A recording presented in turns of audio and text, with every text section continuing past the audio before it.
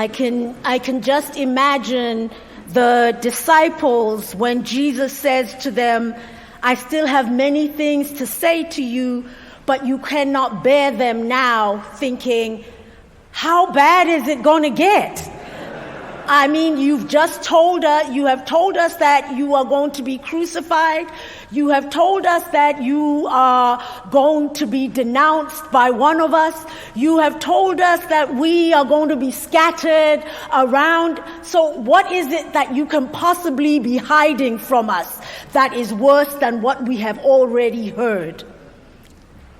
And I think that what Jesus was saying was not that it's going to be that much harder, but rather that you are going to be that much stronger when my Spirit comes upon you. So in our summer series on the Nicene Creed, I was assigned who proceeds from the Father and the Son.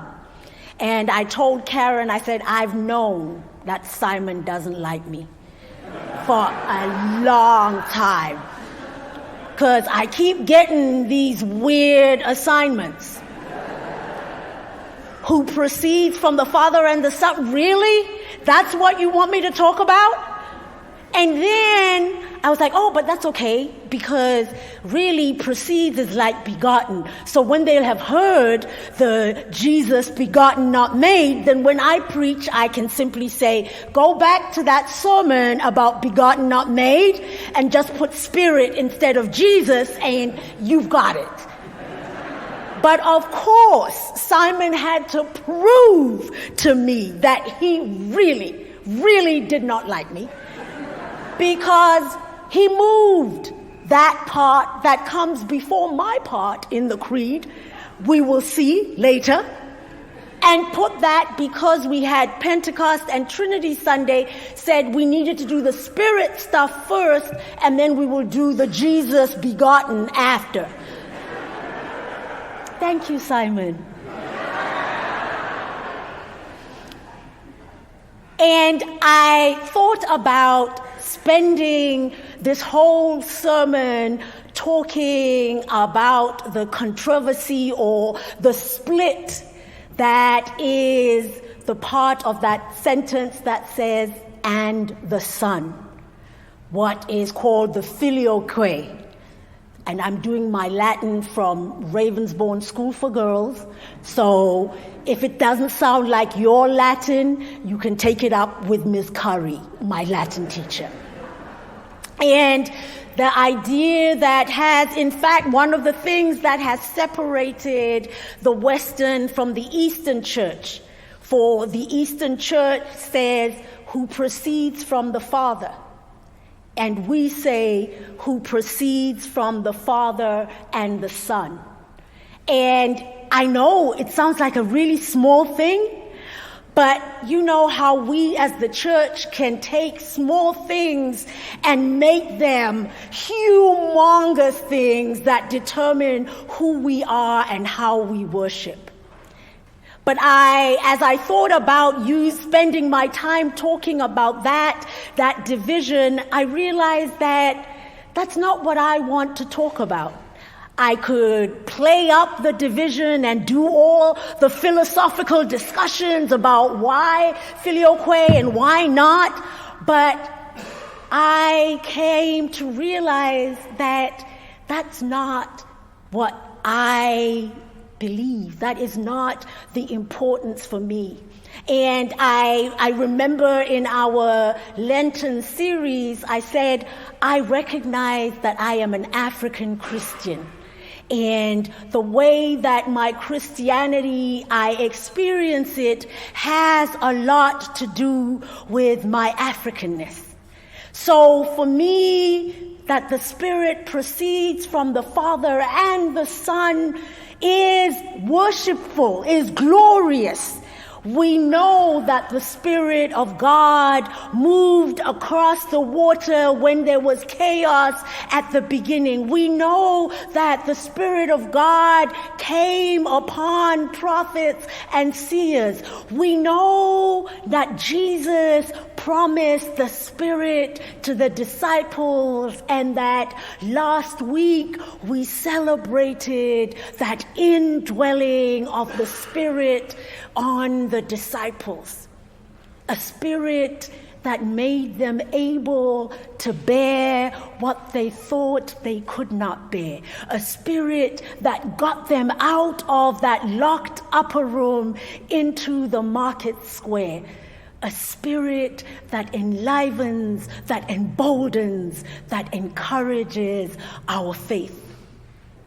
And so I imagine that the Trinity sits in heaven and watches our debates about proceeds from the Father or proceeds from the Father and the Son, and think, with everything else going on in the world, are you really going to ask which it actually is? I said that I am African, and I think part of what comes to me in this is that when I will introduce somebody as my cousin, here in the West, people will ask, oh, which side of the family is this? Your mother's sister's child, or your brother, your father's sister? And then I have to think, how are we in fact related? And in South Africa, Xhosa people came up with a way to answer this question that was so bizarre to us. And that was when somebody asked, so how are you related? We would say, well, when I look at her, I say my mother's sister's cousin's ex-husband's daughter, and that's how she's my cousin. But when I don't look at her, I don't say anything at all. That the ridiculousness of the question, because the importance is the relationship.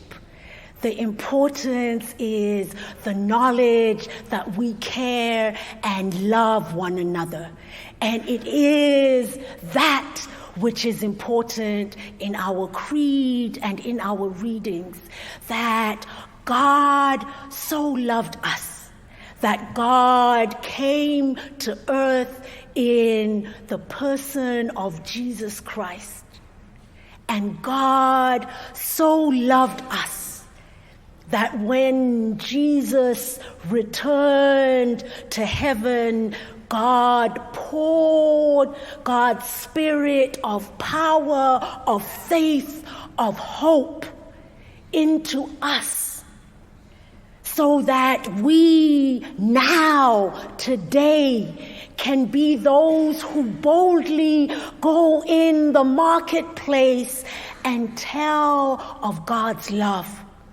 That we now, in this time when our nation is divided, when we are dealing with political assassinations in Minnesota, when we have law enforcement covering their faces and their badges as they arrest, abduct people from their workplaces, from their children's school, that it is the relationship.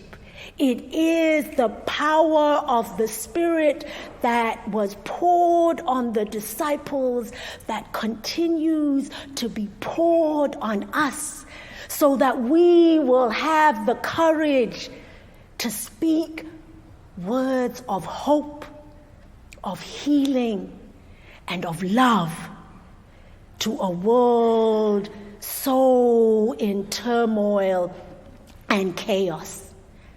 That we will welcome that Spirit that proceeds from the Father and the Son into our lives, into our hearts, into our mouths. Amen.